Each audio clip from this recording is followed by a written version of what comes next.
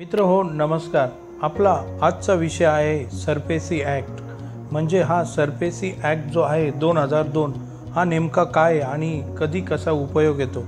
आता सर्वप्रथम हे जे सरफेसी ॲक्ट म्हणजे हा सिक्युअर्ड लोन आणि अनसिक्युअर्ड लोन अशा कामी येते का ते बघत आपण। आता सर्वात महत्त्वाचे म्हणजे सरफेसी ॲक्ट, त्याचा full form securitisation and reconstruction of financial assets and enforcement of security interest act 2002।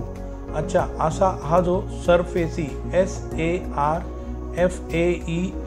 SARFAESI act 2002 मित्र हो।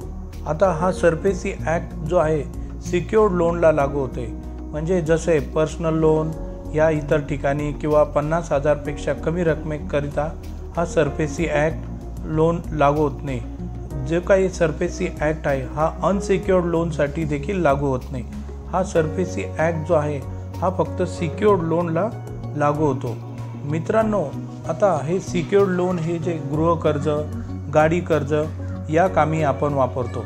मित्रांनो, आपण जर एखादं घर खरेदी केलं तर घर खरेदी करत असताना आपणाकडून खरेदी खताच्या वेळेस सदरील बँका, ज्या काही फायनान्शियल इन्स्टिट्यूशन आहे NBFC, त्या आपणाकडून मॉर्गेज लिहून घेतात, म्हणजे ताबे गहाण खत लिहून घेतात। आता मित्रांनो, हे जे काही ताबे गहाण खत झाल्यानंतर आपणास तिथून आपली खरी प्रक्रिया सुरू होते। मित्र हो, आता आपण एकदा जर हे जे काही हप्ते भरणे थांबलेत तर तिथून खरी प्रोसेस चालू होती। म्हणजे ज्या वेळेस मित्र हो आपलं एकदा मॉर्गेज झाल्यानंतर आपल्या संबंधित बँकेकडून किंवा NBFC किंवा खाजगी प्रायव्हेट इन्स्टिट्यूशनकडून हप्ते म्हणजे मासिक हप्ते चालू झाल्यास, त्यानंतर आपण जर एखादा हप्ता आपल्याकडून चुकला किंवा बाउन्स झाल्यास अशा वेळेस संबंधित बँक, इन्स्टिट्यूशन किंवा NBFC ह्या आपणास फोन करून कळवतात। त्याचप्रमाणे अशा वेळेस सदरचा हप्ता हा EMI हा ताबडतोब भरावा। परंतु खरी मजा जेव्हा येते ज्या वेळेस आपले लगातार लागोपाठ जे 3 हप्ते बाउन्स झालेले असतात, अशा वेळेस आपले जे सदरचे खाते आहे ते NPA होऊन जाते। NPAचा full form non performing asset, म्हणजे आपले खाते जे आहे बँक खाते जे EMI वाले खाते असतं आपण भरणं, ते आपले लोन अकाउंट ते नॉन ॲक्टिव्ह होऊन जाते, म्हणजे नॉन परफॉर्मिंग ॲसेट। अशा वेळेस ज्यावेळेस आपलं हे जे काही खातं NPA होते त्यावेळेस आपण आपल्या खात्यामध्ये कोणतीही EMI कोणतीही रक्कम भरू शकत नाही। म्हणून अशा वेळेस आपले जे काही आहे खाते NPA होऊ देऊ नका। परंतु आता यानंतरची महत्त्वाची गोष्ट म्हणजे आपले खाते एकदा काय NPA झाले तर अशा वेळेस आपणास खरी प्रोसेस चालू होते।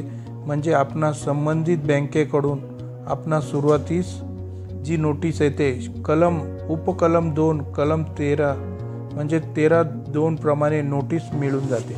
आता ही जी नोटीस असते मित्रांनो, या नोटिसीमध्ये आपणास संबंधित बँक ही कळवते की तुमचे इतके खात्याची बॅलन्स आहे, त्यानंतर एवढा ओव्हरड्यू आहे, आणि त्या नोटीस पिरियड असतो 60 दिवसांचा।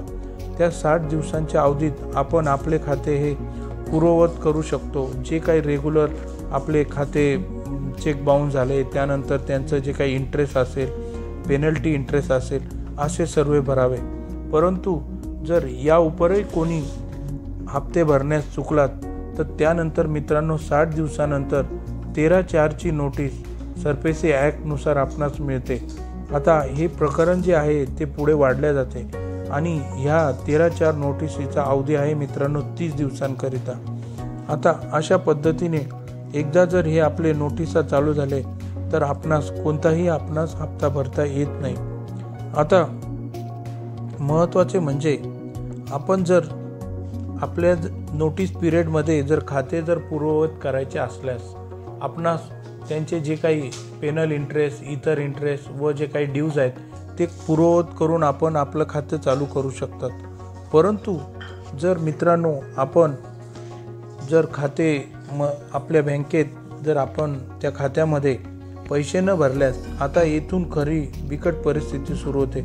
म्हणजेच आपले जे काय आपण मॉर्गेज ठेवलेले आहे मित्रांनो, घर किंवा जे काही गाडी वगैरे फ्लॅट, तर त्याचा कलम 14 प्रमाणे ॲक्च्युअल पोजेशन घेतलं जातं। आता आपल्या याचं ॲक्च्युअल पोजेशन घेण्यासाठी पुन्हा आपणास डिस्ट्रिक्ट मॅजिस्ट्रेट यांच्याकडून, आता शहरी भागात डिस्ट्रिक्ट मॅजिस्ट्रेट म्हणजे मित्रांनो जिल्हाधिकारी यांचे अखत्यारीत असणारे प्रांत SDO किंवा संबंधित अधिकारी हे आपणास पोजेशनची नोटीस पाठवतात। आता ही जी पोजेशनची नोटीस असते कलम 14 प्रमाणे असते आणि ह्या नोटिसीमध्ये यानंतर जे आहे डिस्ट्रिक्ट मॅजिस्ट्रेटकडून कलम 14 प्रमाणे ॲक्च्युअल पोजेशन म्हणजे पीसफुल पोजेशन घेणेकामी आपणास नोटीस येते।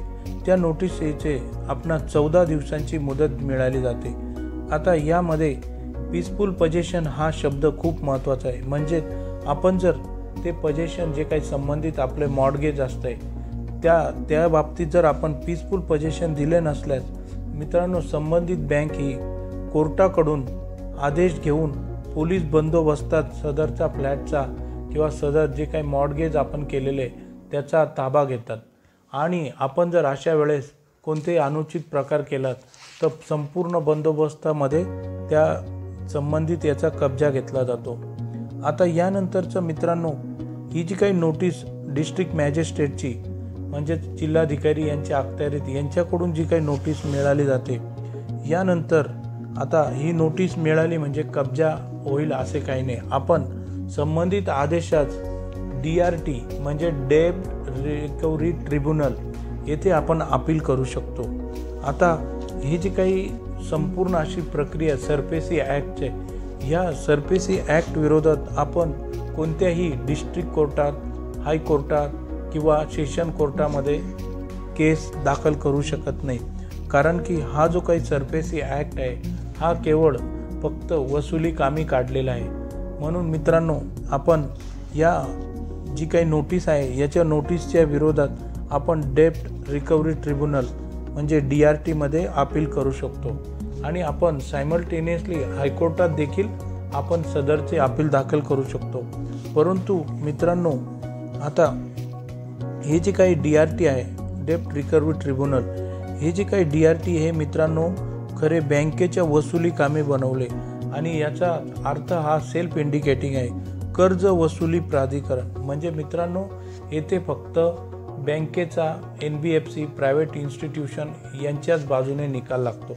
आता जर एखाद्याला कलम 14च्या ॲक्च्युअल पोजेशनच्या नोटिसीच्या अगेन्स्ट जर कोणताही इंटेरिम स्टे स्थगिती करायची असल्यास आपणास जी काही आपल्या विरुद्ध जी एकूण रक्कम आहे व्याज अधिक मुद्दल एकूण रक्कम जी आहे ते एकूण रकमेच्या 25% पर्यंत रक्कम एवढी आपणास त्या DRTकडे किंवा आपण हायकोर्टात जर अपील केले तर हायकोर्टाकडे आपणास जमा करावी लागते। त्याच वेळेस आपणास अशी सवलत व मुभा मिळते। मित्र हो, अशी एकंदरीत हा जो काही DRT म्हणजे नोटीस ते ताबा आणि ताबा ते DRT हा संपूर्ण असा प्रवास हा मित्रांनो खूप खडतर आणि चुकीचा आहे। आता याच्या विरोधात एकच मार्ग आहे, आपण जे काही हप्ते जे आहेत आपले बँकेचे हे सुरळीतपणे व्यवस्थितपणे भरले पाहिजेत आणि अशी आपल्या बँकेच्या घराचे जे काही आपण मॉर्गेज केलेले त्याची ताब्याची वेळ कोणावरही येऊ नका। मित्रांनो हा जो काही संबंधित व्हिडिओ हा खूप अतिशय महत्त्वपूर्ण असा व्हिडिओ तुम्हाला आवडल्यास या व्हिडिओला नक्की लाईक करा आणि तुम्ही जर माझ्या चॅनलवर नवीन असल्यास सबस्क्राईब करायला विसरू नका। आणि दुसरं मित्रांनो सदरचा व्हिडिओ हा तुमच्या सोशल मीडिया हँडल्सवर शेअर करायला विसरू नका। तुमचे जे काही जेवढे सोशल मीडिया हँडल्स असतील तेथे हा सदरचा व्हिडिओ तुम्ही शेअर करावा आणि हा सदरचा व्हिडिओ आवडल्यास तुम्ही नक्की सबस्क्राईब करा। ओके, धन्यवाद मित्रांनो।